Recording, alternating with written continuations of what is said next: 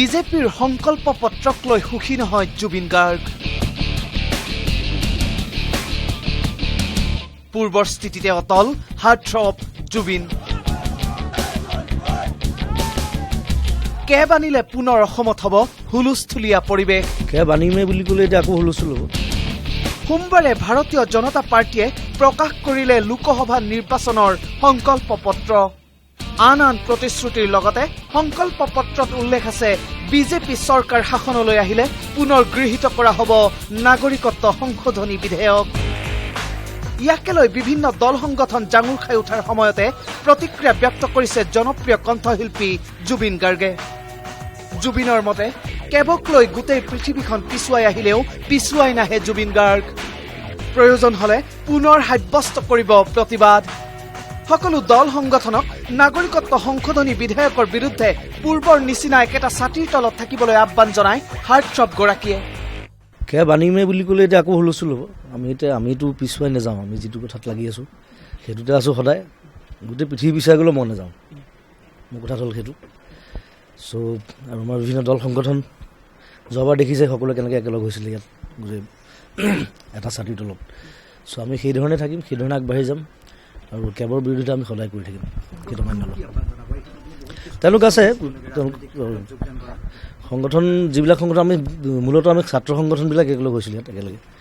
চ' মই নাভাবোঁ যে তেওঁলোক এতিয়াও বিভক্ত হৈ যাব কেতিয়াবা, আৰু একেলগে থকাটো বিচাৰোঁ, একেলগে থাকিব বুলি আমাৰ বিশ্বাস আছে।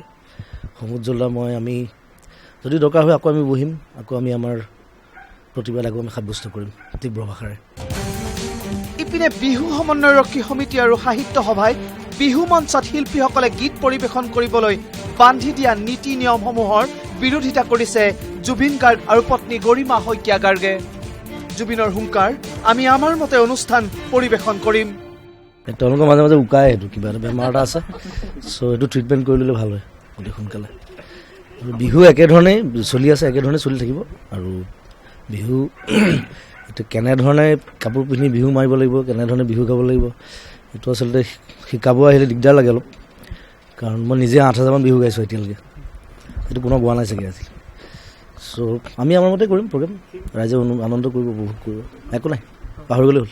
তেওঁলোকে আনৰ ওপৰত বহুখিনি নিষেধাজ্ঞা জাৰি কৰিছে বা তেওঁলোকে বহুখিনি নিয়ম কানুন তেওঁলোকে প্ৰৱৰ্তন কৰিছে নতুনকৈ। কিন্তু বহু ক্ষেত্ৰত দেখা যায় বহু কেইখন বিহু অনুষ্ঠানলৈ আমি গৈ পেলাই দেখিছোঁ তেওঁলোকে যিবোৰ সম্বৰ্ধনাৰ কাৰণে গামোচা ব্যৱহাৰ কৰে। আচলতে যদি অসমীয়া অস্তিত্বটোৰ কথা ক'ব লাগিব, প্ৰথম এডাল সূতাৰ পৰা আৰম্ভ কৰি আমি প্ৰতিটো বস্তুৱে তেনেদৰে আমি সম্পূৰ্ণ অসমীয়া থলুৱা হোৱাটো আমি বিচাৰিম।